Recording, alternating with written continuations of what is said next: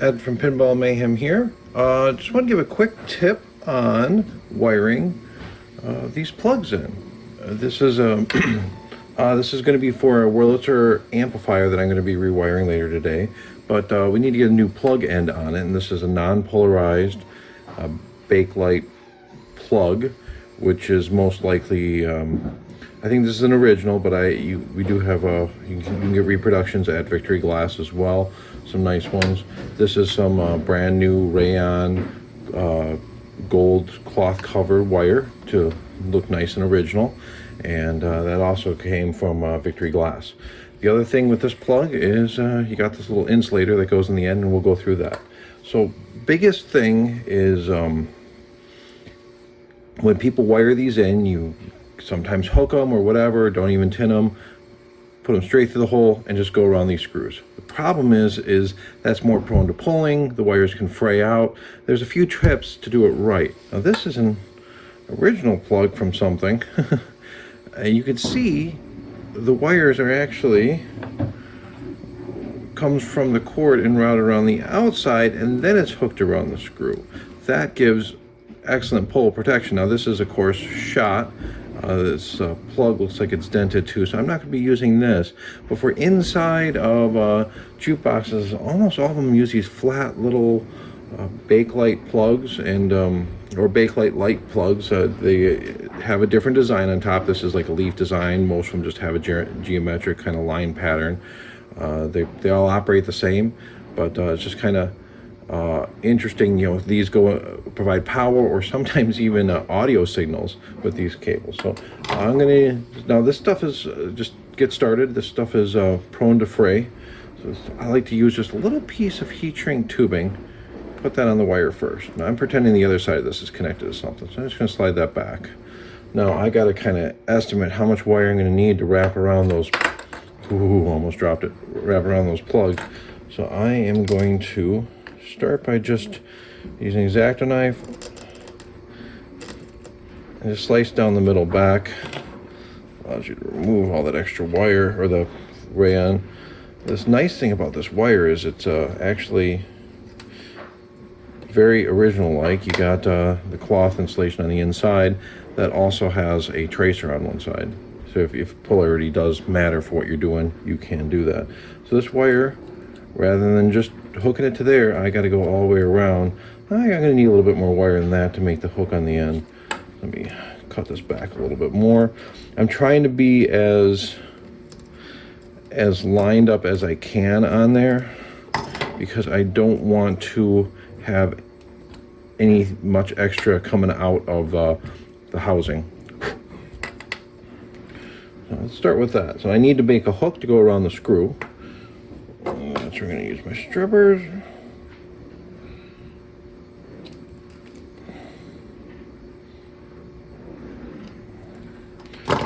And this is the way I do it. So what I want to do is I want to have that hook made, but I like to tin them, and knowing that I'm going to go opposite directions. So yeah, I'll use these. I like to get a hook kind of made. Get it close.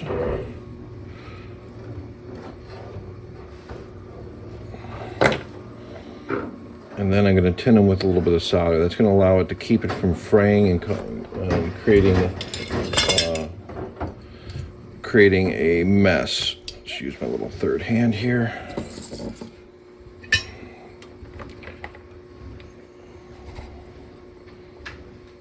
Don't have to go, hey, you always put a little solder on the iron just to get it to conduct, but then you want to make sure when you're soldering anything, you're melting the solder into your wire in this case. Because if you're melting it on the solder, it may appear on the iron, may be appearing to stick, but it's not actually wicking through everything. So you need to get the wire hot enough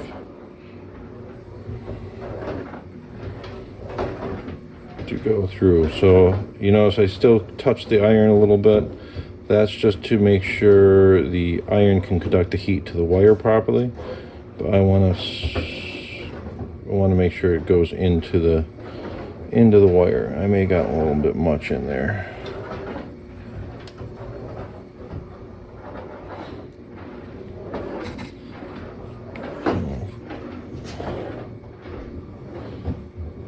There.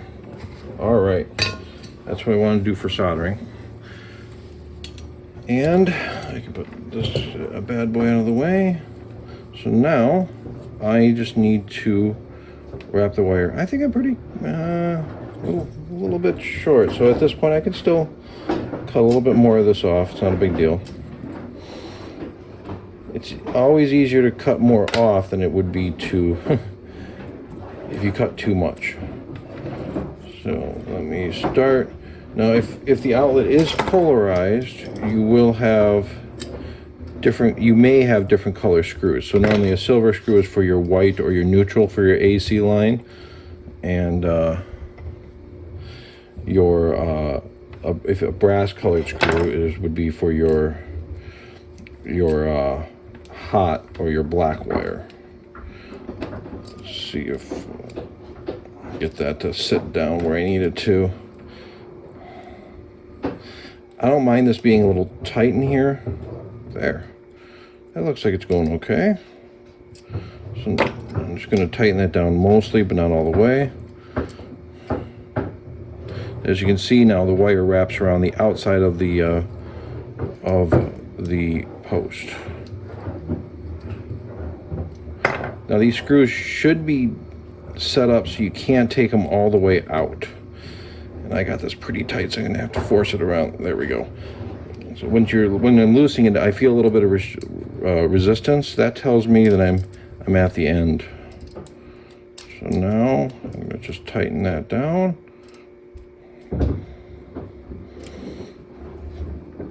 There. So now that wire is nice and tight. I like that because it's not going to show any of that this cut mark on the back side of the plug. And then tighten those back down. Now I'm going to throw the piece of heat shrink in there.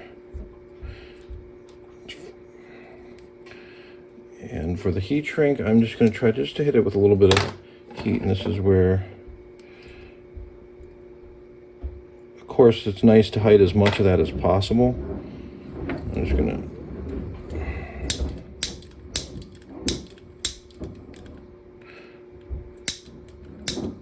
there we go.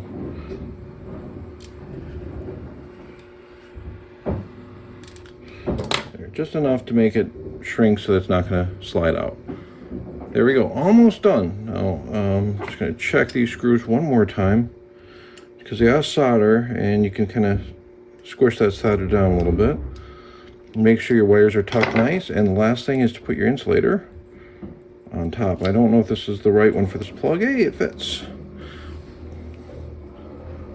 So there you go, all wired up properly so it's not going to pull out. Biggest thing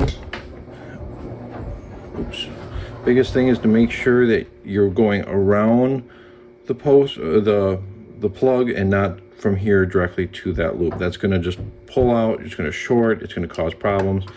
If you don't have insulators, you can get those online as well.